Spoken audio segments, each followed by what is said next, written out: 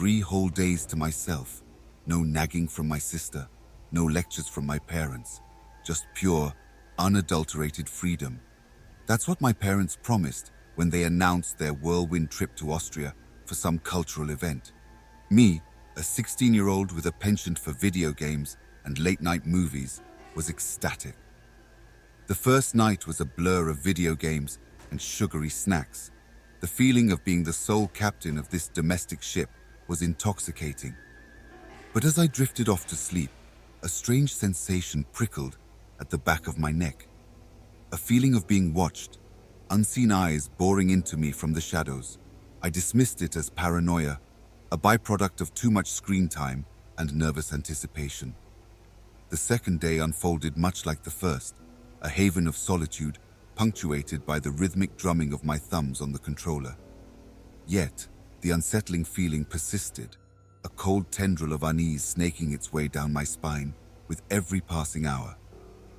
The sunlight, once a welcome guest, now seemed to cast long, grotesque shadows that danced maniacally on the walls, twisting and contorting with every flicker of the screen. Glances over my shoulder became a nervous habit, a desperate attempt to pierce the veil of my own paranoia. The silence of the house, normally a comforting blanket, now thrummed with an unseen tension. Every creak of the old floorboards sounded like a stealthy footstep. Every groan of the settling foundation, a muffled curse. The flickering fluorescent lights in the kitchen cast an especially unsettling tableau. Dust motes danced in the harsh glow, like macabre marionettes jerked into a chaotic ballet by unseen strings. A sudden draft of wind, seemingly born from nowhere, sent a shiver down my spine, extinguishing the pilot light in the gas stove with a sharp pop. I slammed my fist on the counter, the sound echoing through the empty house like a gunshot.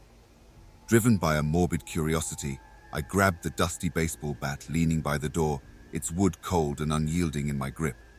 With each hesitant step, the floorboards protested beneath my feet, their groans echoing in the cavernous silence.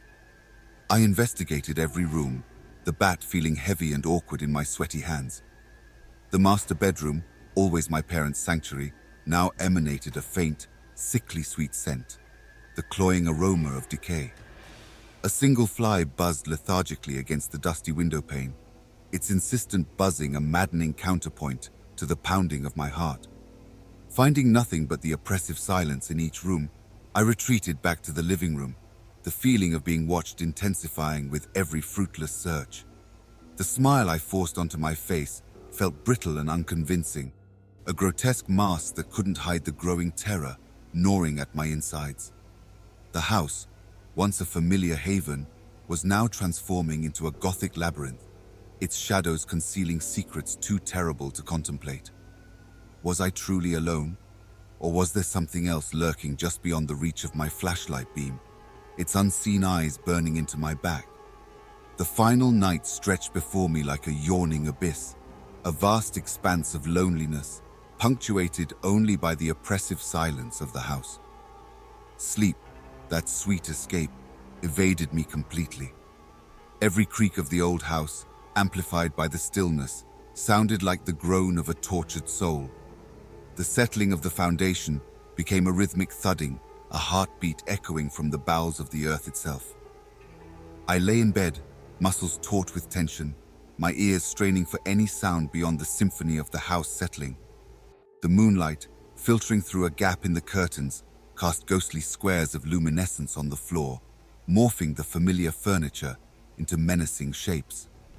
Cobwebs, like tattered shrouds, hung from the corners, and a single fly buzzed relentlessly against the window pane, its insistent drone a maddening counterpoint to the hammering of my heart.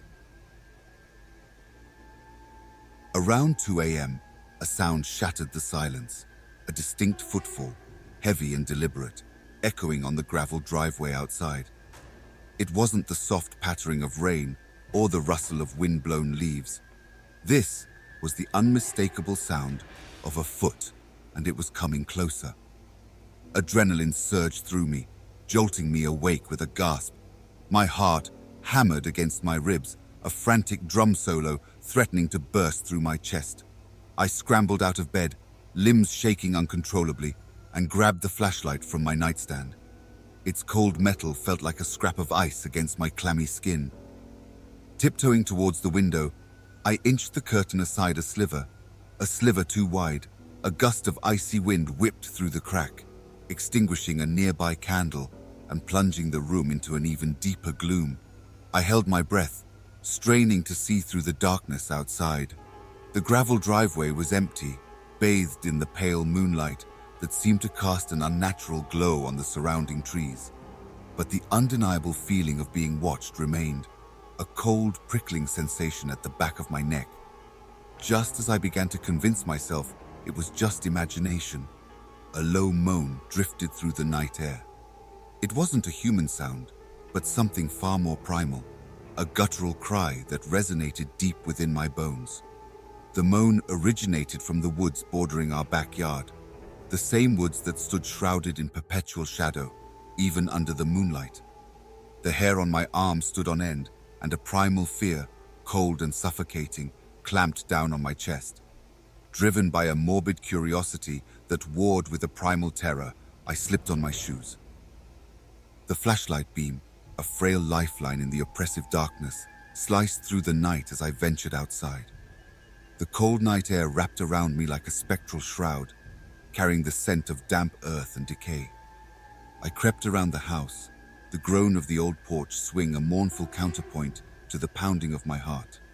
The woods bordering our backyard loomed, a tangled mass of skeletal branches silhouetted against the sliver of moon peeking through the clouds. Their dense foliage seemed to absorb the moonlight, creating an inky abyss that beckoned and repelled in equal measure. A shiver, as cold as the breath of a grave, ran down my spine, but a perverse sense of determination, laced with a sliver of hope, propelled me forward.